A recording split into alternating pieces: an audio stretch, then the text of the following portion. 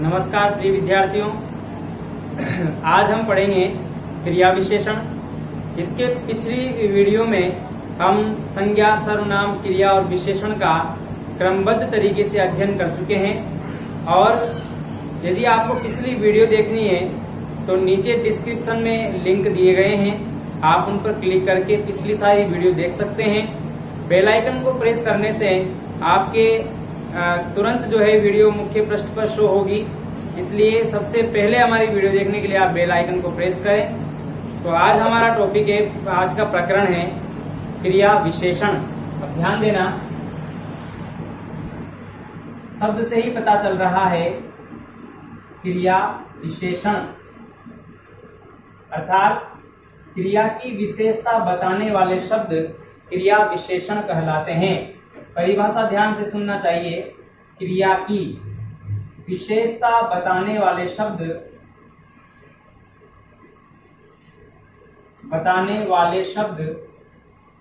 क्रिया विशेषण कहलाते हैं। ठीक है, अब ध्यान देना, क्रिया की विशेषता, तो इसमें सबसे पहले हमें क्रिया देखनी है और उस क्रिया की विशेषता बताने वाले शब्द देखने हैं। जो शब्द क्रिया की विशेषता बताते हैं वे क्रिया विशेषण कहलाते हैं। जैसे वह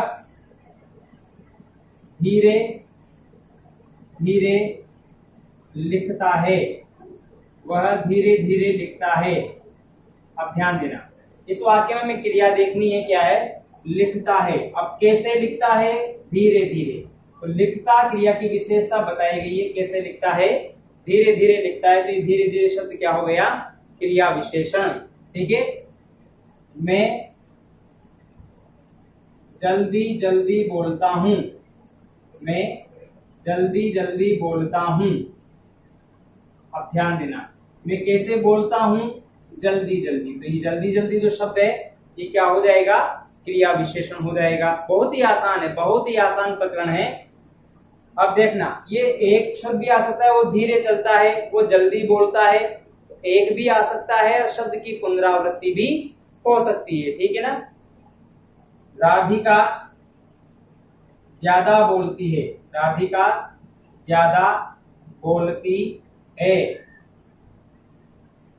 मोहन मंद मंद मुस्कुरा रहा है, मोहन मंद मंद मुस्कुराता है।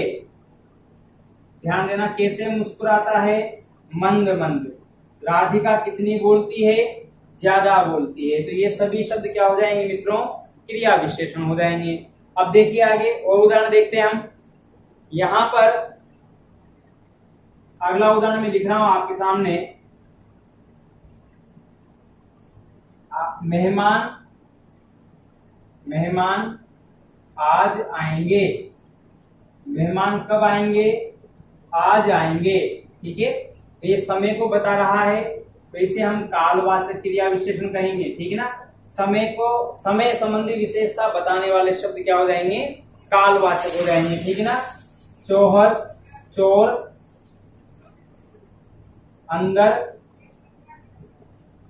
अंदर घुस गया।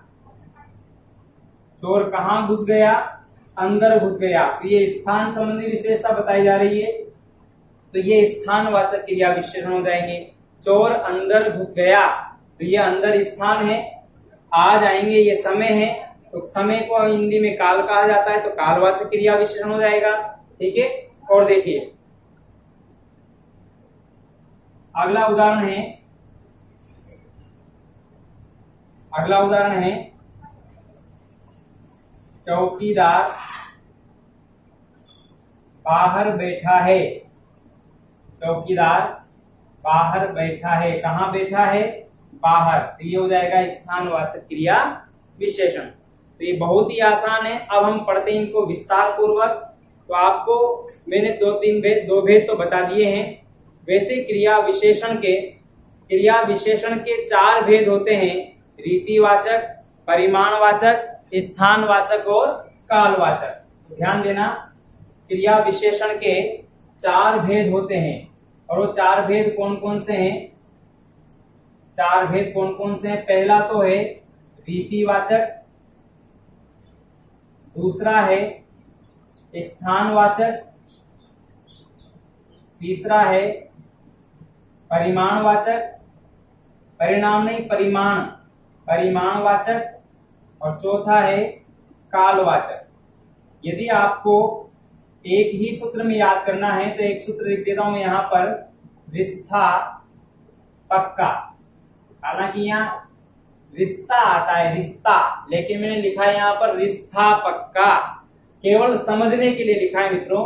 अब री से क्या हो गया, रीतिवाचक, स्था से क्या हो गया, स्थानवाचक, प से क्या हो गया, परिमाणवाचक, और का से क्या हो गया, कालवाचक। ठीक है, ये चार भेद होते हैं क्रिया विशेषण के। इसमें से पहला भेद पढ़ेंगे अपन रीतिवाचक क्रिया विशेषण। देखिए सबसे पहला भेद क्रिया विशेषण का, सबसे पहला भेद है रीतिवाचक। अब ध्यान देना, यहां पर रीति शब्द का अर्थ समझिए। रीति शब्द का अर्थ होता है ढंग, तरीका या प्रकार। समझिए, क्रिया किस ढंग से संपन्न हो रही है, क्रिया किस तरीके से संपन्न हो रही है, और क्रिया किस प्रकार से संपन्न हो रही है। ठीक है ना, यानी क्रिया कैसे हो रही है।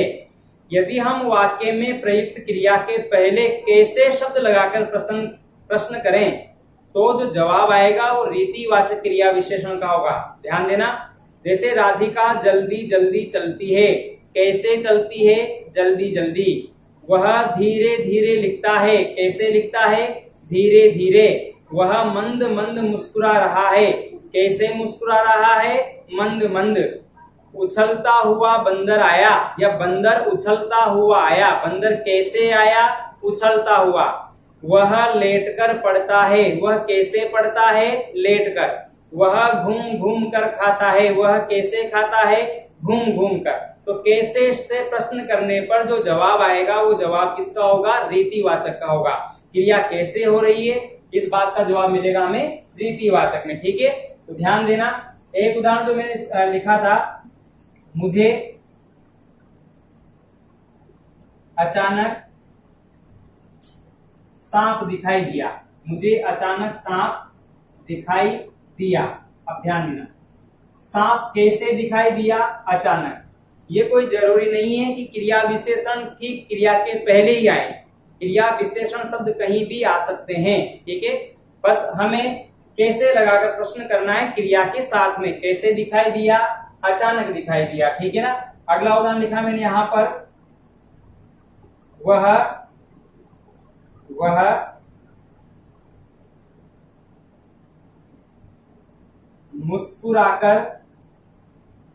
मुस्कुराकर बोला।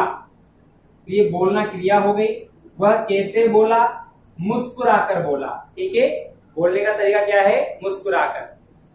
आप ध्यान पूर्वक सुने। कैसे सुने, ध्यान पूर्वक। ठीक है, ध्यान पूर्वक। तो इस प्रकार से ये शब्द यदि वाक्य में प्रयुक्त हो जाए तो ये रीतिवाचक क्रिया विशेषण है। अब देख लेना वो कौन कौन से शब्द हैं जो रीतिवाचक क्रिया विशेषण के अंतर्गत आते हैं। यदि हमें शब्द याद है तो भी हमें ज्यादा कुछ समझने की आवश्यकता नहीं है। वो शब्द कौन कौन से, ध्यान देना। एक तो धीरे धीरे, एक है जल्दी जल्दी, धीरे धीरे, जल्दी जल्दी, मंद मंद, हौले हौले, रफ्ता रफ्ता, रफ्ता रफ्ता, धीरे धीरे या धीरे, जल्दी जल्दी, मंद मंद, हौले हौले, रफ्ता रफ्ता। ठीक है, अचानक, अचानक, सहसा, एकाएक, सहसा, एकाएक, घूमता हुआ। किसी भी क्रिया के पीछे हुआ लग जाए। घूमता हुआ, चलता हुआ, खाता हुआ, पीता हुआ, रोता हुआ, उछलता हुआ, दौड़ता हुआ। ठीक है ना। घूमता हुआ, पीता हुआ, खाता हुआ। ठीक है, ध्यान पूर्वक, ध्यान पूर्वक, कुशल पूर्वक, कुशल पूर्वक। ये पूर्वक शब्द भी कहीं भी लग जाए। ध्यान पूर्वक, कुशल पूर्वक, ध्यान से, ध्यान से, तरीके से, क्रमबद्ध तरीके से, क्रमबद्ध। ठीक है, तो ये बहुत सारे शब्द ऐसे हैं ये रीतिवाचक क्रिया विशेषण के अंतर्गत आते हैं। ठीक है, धीरे धीरे, जल्दी जल्दी, मंद मंद, होले होले, रफ्ता रफ्ता, अचानक, सहसा, एकाएक, घूमता हुआ, ध्यान पूर्वक, कुशल पूर्वक, क्रमबद्ध तरीके से, पंक्तिबद्ध या लेटकर, बैठकर, लेटकर, मुस्कुराकर। ठीक है, तो इस प्रकार से ये रीतिवाचक क्रिया विशेषण के अंतर्गत आते हैं। अब हम पढ़ेंगे रीतिवाचक के ठीक बाद हम पढ़ेंगे स्थानवाचक क्रिया विशेषण। अब देखिए आप, दूसरा क्रिया विशेषण है स्थानवाचक, यानी किसी भी क्रिया के संपन्न होने की स्थान संबंधी विशेषता बताई जाए तो वहां पर स्थानवाचक क्रिया विशेषण होता है। जैसे बंदर ऊपर बैठा है। बंदर ऊपर बैठा है। बंदर कहाँ बैठा है? ऊपर। अध्यापक जी अंदर पढ़ा रहे हैं। अंदर पढ़ा रहे हैं। अब ध्यान देना, अध्यापक जी कहाँ पढ़ा रहे हैं? अंदर पढ़ा रहे हैं। ठीक है ना, तो ये बहुत सारे शब्द लिखे मैंने यहाँ पर, अंदर, बाहर, भीतर, ऊपर, नीचे, आगे, पीछे, दाएं, बाएं, इधर, उधर, अगल बगल, आमने सामने। ठीक है ना, तो ये सभी शब्द स्थान के द्योतक हैं, स्थान का बोध कराते हैं। अगर किसी भी वाक्य में क्रिया के साथ या वाक्य में इस प्रकार के शब्द प्रयुक्त हो जाते हैं तो ये क्या हो जाते हैं? स्थानवाचक क्रिया विशेषण। ठीक है, तो बंदर कहाँ बैठा है? ऊपर। मैंने अभी वाक्य लिखा था, चौकीदार गेट के बाहर बैठा है।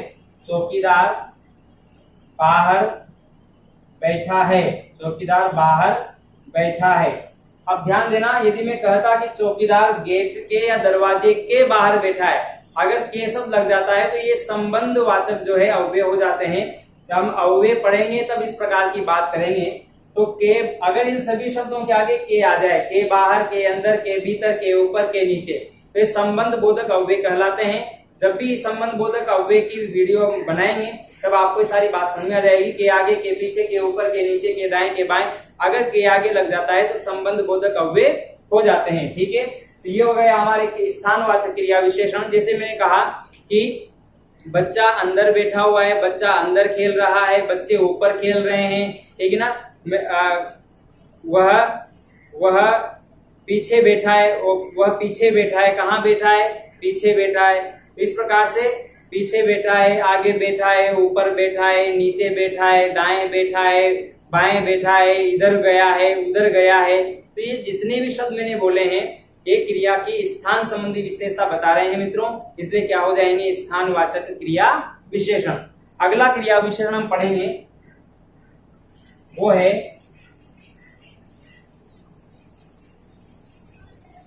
परिमाणवाचक क्रिया विशेषण। बहुत ही ध्यान से पढ़ना है इसको आपको, परिमाणवाचक क्रिया विशेषण। अब ध्यान देना, हम एक जगह परिमाणवाचक विशेषण पढ़ चुके हैं, लेकिन परिमाणवाचक विशेषण अलग था और परिमाणवाचक क्रिया विशेषण अलग है। परिमाणवाचक विशेषण की बात करें तो संज्ञा की विशेषता बताएगा, और परिमाणवाचक क्रिया विशेषण की बात करें, परिमाणवाचक क्रिया विशेषण की यदि हम बात करें तो फिर क्रिया की विशेषता बताएगा। यही अंतर है, यानी इन विशेषण शब्दों के ठीक बाद क्या होनी चाहिए? क्रिया होनी चाहिए, जबकि परिमाणवाचक विशेषण के बाद क्या होनी चाहिए? संज्ञा होनी चाहिए। यही अंतर है, ध्यान देना। मैं कुछ शब्द लिख रहा हूं यहाँ पर, बहुत पानी, थोड़ा दूध, थोड़ा दूध, कम शक्कर, ये सारी बातें हमने कहाँ की थी? परिमाणवाचक विशेषण में की थी। कहाँ की थी? परिमाणवाचक विशेषण में की थी। लेकिन बहुत बोलता है, ध्यान देना, बहुत बोलता है, कम बोलता है, ज्यादा बोलता है, अधिक बोलता है। ठीक है, ये क्या हो जाएंगे? बोलता है, ये क्या है? क्रिया है। अगर कम, ज्यादा, थोड़ा, बहुत, अधिक ये शब्द किसी क्रिया के साथ लगे हुए हैं, यदि किसी क्रिया के साथ लगे हुए हैं मित्रों, तो ये हो जाएंगे परिमाणवाचक क्रिया विशेषण। ठीक है, यानी क्रिया के ठीक पहले अगर हमें कितना और कितनी, कितना और कितनी अगर ये दो शब्दों से प्रश्न करें तो जो जवाब आएगा वो परिमाणवाचक क्रिया विशेषण। जैसे राधा ज्यादा बोलती है, राधा ज्यादा बोलती है, राधा कितना बोलती है, ज्यादा बोलती है, ठीक है ना। वह कम पढ़ता है, कितना पढ़ता है, कम पढ़ता है। वह ज्यादा खाता है, कितना खाता है, ज्यादा खाता है, ठीक है ना। तो कम, ज्यादा, थोड़ा, बहुत, अधिक, यदि ये शब्द किसी क्रिया के आगे लग जाते हैं तो ये क्या हो जाएंगे, परिमाणवाचक क्रिया विशेषण हो जाएंगे। और यदि यही शब्द किसी संज्ञा के साथ जुड़ जाते हैं तो ये हो जाएंगे परिमाणवाचक विशेषण, या फिर ये हो जाएंगे अनिश्चित संख्यावाचक विशेषण। या तो अनिश्चित परिमाणवाचक विशेषण या फिर अनिश्चित संख्यावाचक विशेषण। तो ध्यान देना, परिमाणवाचक क्रिया विशेषण किसके साथ जुड़ा होगा, क्रिया के साथ, और संख्यावाचक और परिमाणवाचक विशेषण किसके साथ जुड़ा होगा, संज्ञाओं के साथ जुड़ा होगा, ठीक है। ये अंतर आपको ध्यान रखना है। तो अब इसके कुछ उदाहरण देख लेते हैं, परिमाणवाचक क्रिया विशेषण के उदाहरण।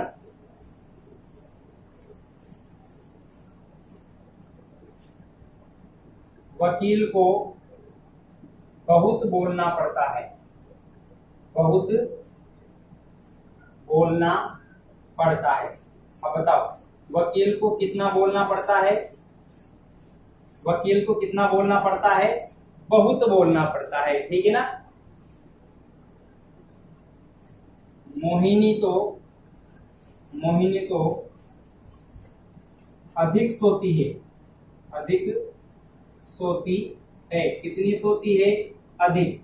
आज तो मैं बिल्कुल थक गया, आज तो मैं बिल्कुल थक गया, कितना थक गया, बिल्कुल, बिल्कुल ही थक गया, ठीक है। बिल्कुल, अधिक, बहुत। तो ध्यान देना, हमें पर्याप्त खाना चाहिए, पर्याप्त खाना, यहाँ खाना भोजन के लिए नहीं आया, क्रिया के लिए है ना। हमें पर्याप्त खाना, कितना खाना चाहिए, पर्याप्त खाना चाहिए, ठीक है ना। तो कम, ज्यादा, थोड़ा, बहुत, अधिक, बिल्कुल, पर्याप्त।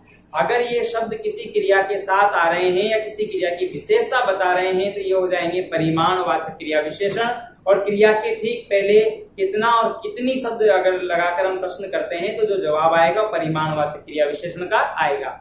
अब ध्यान रखनी एक बात आपको, यदि कम, ज्यादा, थोड़ा, बहुत, अधिक ये शब्द यदि किसी विशेषण के आगे जुड़े हुए हैं तो ये फिर प्रविशेषण हो जाते हैं। आप मेरी पिछली वीडियो को यदि ध्यान से देखेंगे तो सारी बातें, वो बहुत सुंदर है, वो कम सुंदर है, वो ज्यादा सुंदर है, वो अधिक सुंदर है, तो सुंदर शब्द यहाँ पर विशेषण है। और विशेषण के साथ यदि ये शब्द लग जाएंगे तो ये क्या हो जाएंगे, ये हो जाएंगे प्रविशेषण। तो अब तीनों में अंतर मुझे आपको कमेंट में लिखकर बताना है। ये जो बच्चे कमेंट में लिखकर मुझे जवाब नहीं दे रहे हैं या जो स्टूडेंट कमेंट नहीं लिख रहे हैं, इसका मतलब है कि वो निष्क्रिय हैं, वो उसमें रुचि नहीं ले पा रहे हैं। और मित्रों, यदि हम रुचि नहीं ले पा रहे हैं तो फिर हम उस विषय में ज्यादा जो है पारंगत भी नहीं हो सकते। आप रुचि लेना प्रारंभ करें।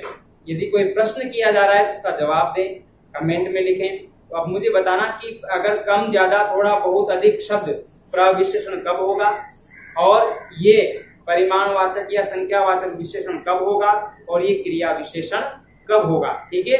आगे देखिए, अगला क्रिया विशेषण हम पढ़ेंगे स्थानवाचक हो गया।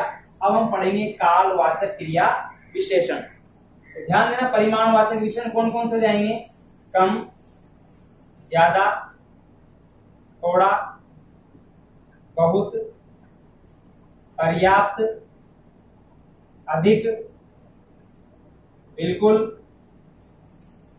अब ये जैसे अत्यधिक, ऐसे शब्द, अधिक तो मैंने बता ही दिया। अब अत्यधिक, बिल्कुल, अत्यधिक, बिल्कुल, पर्याप्त, ये सभी शब्द है ना, कम, थोड़ा, बहुत, अधिक, ज्यादा, पर्याप्त, ये सभी शब्द क्या हो जाएंगे, परिमाणवाचक क्रिया विशेषण हो जाएंगे। आगे देखिए, कालवाचक क्रिया विशेषण। शब्द से ही पता चल रहा है, यदि कोई शब्द क्रिया की समय संबंधी विशेषता बता रहा है, समय संबंधी विशेषता बता रहा है, क्रिया विशेषण। यदि कोई शब्द किसी क्रिया की समय संबंधी विशेषता बता रहा है तो उसे कहते हैं कालवाचक क्रिया विशेषण। आज तो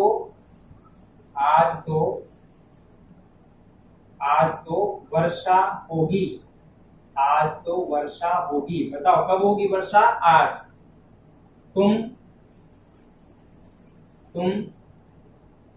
निरंतर पढ़ते रहो। कैसे पढ़ते रहो? निरंतर।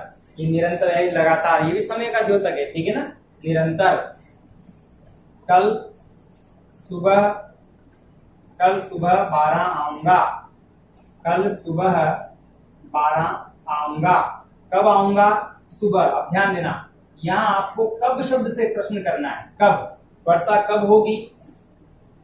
कितना पढ़ना है? निरंतर। तो ये कब तक, यहाँ लेना, कब तक पढ़ते रहो, निरंतर पढ़ते रहो ना।